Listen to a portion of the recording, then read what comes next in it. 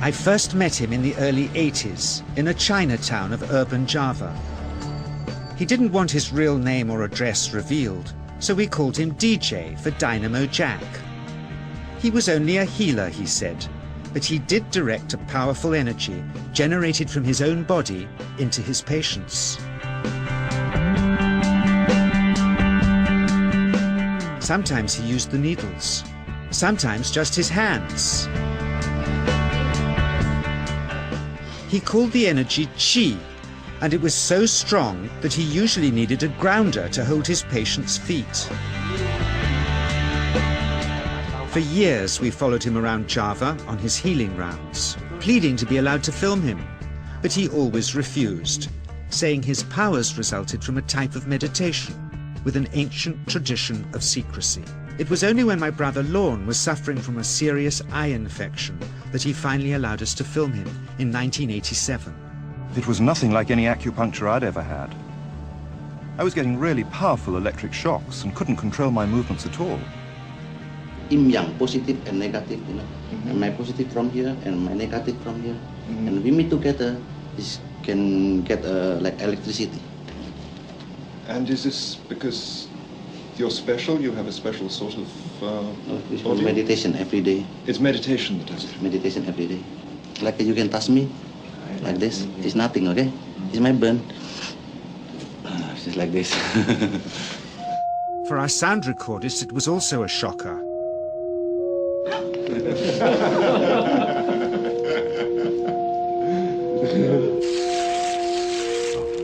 He then took our newspaper outside and showed us how chi can also be used to set things on fire.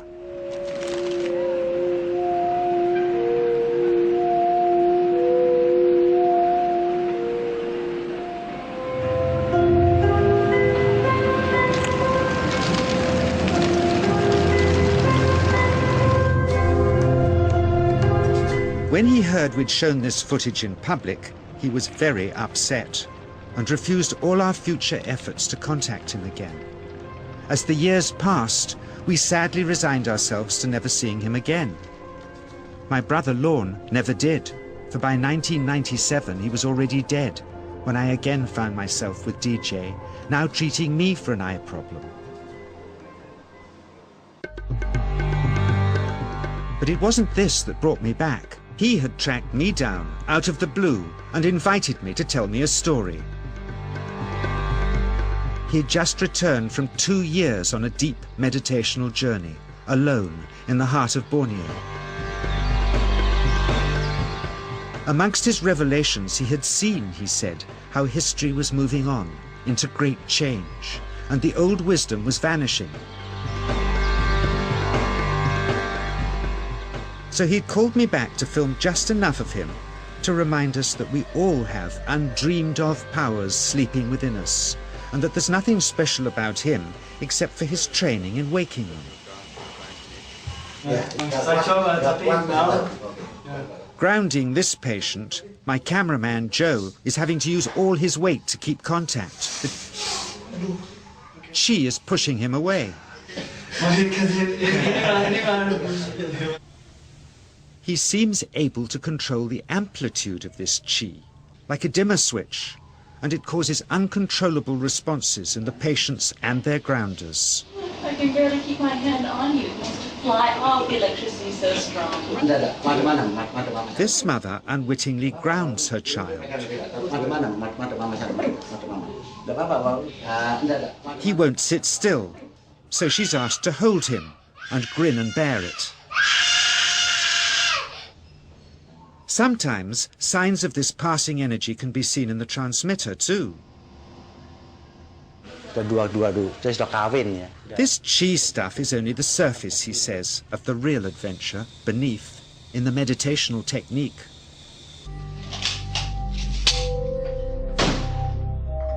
Projecting chi from the palm of the hand can also be used to resist rifle pellets, he says.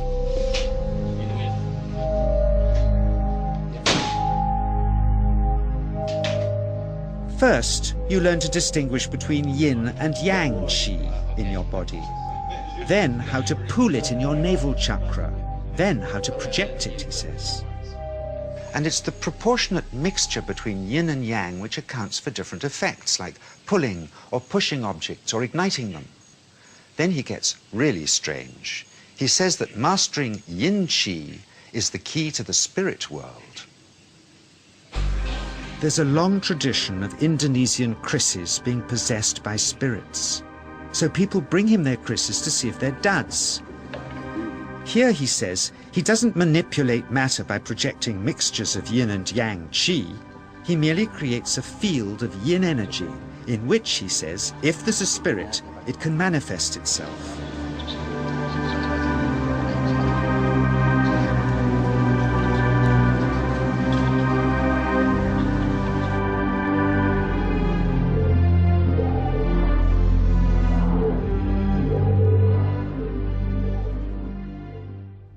So I invited a small group of scientists back from the United States with measuring equipment to test if DJ was for real. And if so, where might this energy belong on the electromagnetic spectrum? Catherine Cook, CEO of the Mind Science Foundation in Texas. Dr. Roger Nilsson, a Swedish medic and international racing sailor. Dr. Greg Simpson, a physicist from New York's Albert Einstein University, and Andreas Polak, one of DJ's Australian students. The visitors are confident they'll uncover him as a fraud in no time. Greg is the first guinea pig, and he's uncomfortable about showing that he can feel anything at all. Dr. Roger doesn't know what to expect.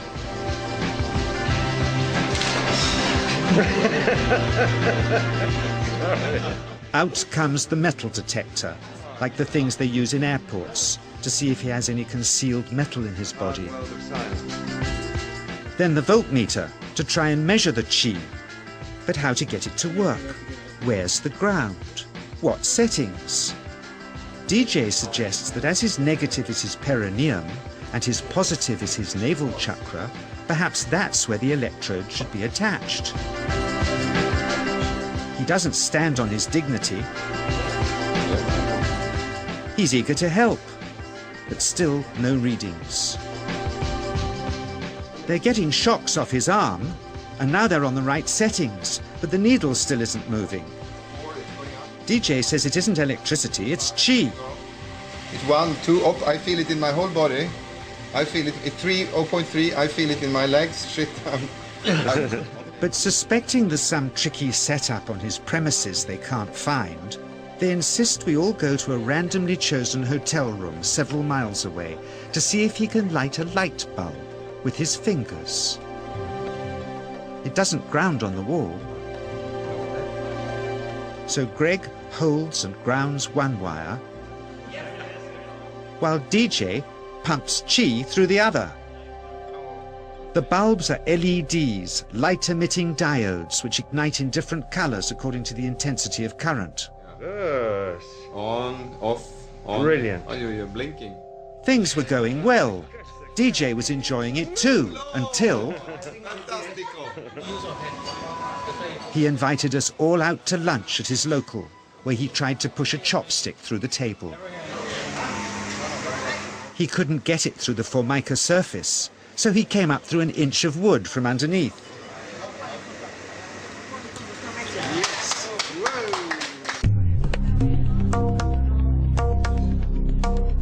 Not only did he draw his own blood, but a chopstick splinter had caught Alison here between the eyes, drawing more. The incident was laughed off apologetically, but next morning he was a different man, drawn and upset. He said he'd been visited all night by his long-dead master, raging that he'd broken the strict taboos of his sect, never to show off in public and never to cause harm or draw blood. He felt deeply chastised.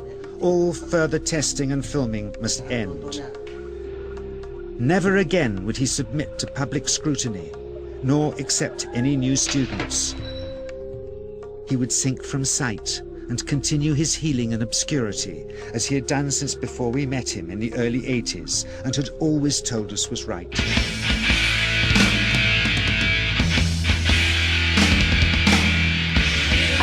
I believe now Now, that the reported and confirmed details in all of these reports are strong evidence against accepting consciously recalled alien encounter reports at face value because of the illusion capabilities, because of the screens, and because of the virtual reality technology that we have witnessed being manifest by these entities.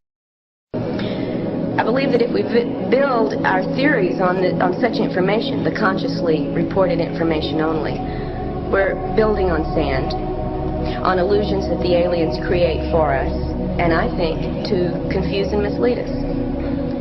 Now, this is not to say, however, that all alien encounters are virtual reality events, because there is also plenty of very strong evidence for the physical nature of many of these encounters.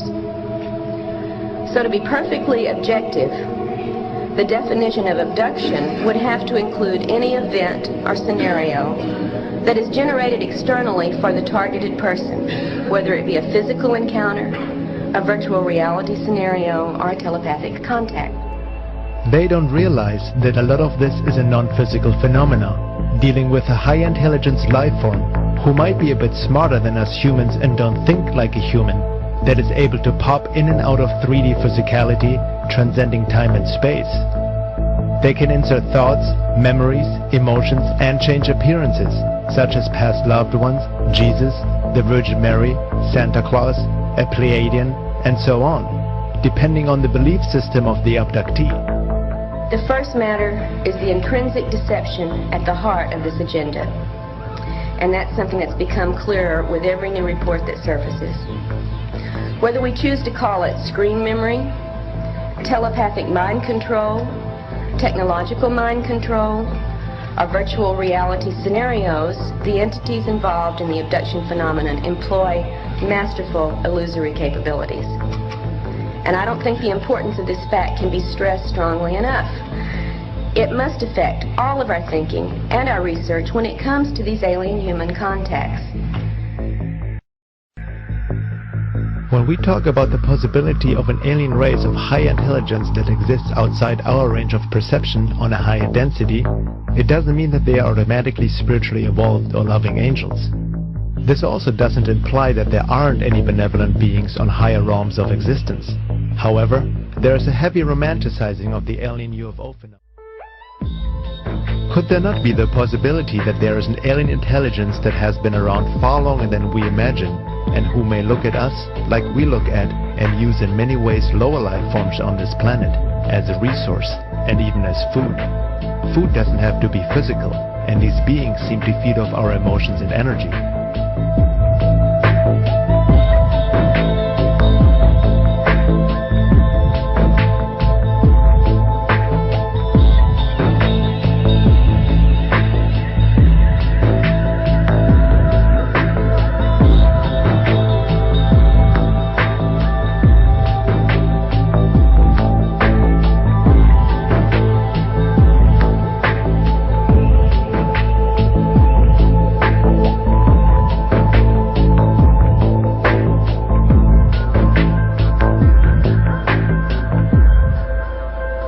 Are we really the peak of God's creation and so special and holy that nothing other than ourselves would harm, control, manipulate or consume us? Are we really that anthropocentric and ignorant to think that way? What do we really know? Humility is not our greatest strength. We usually give some quick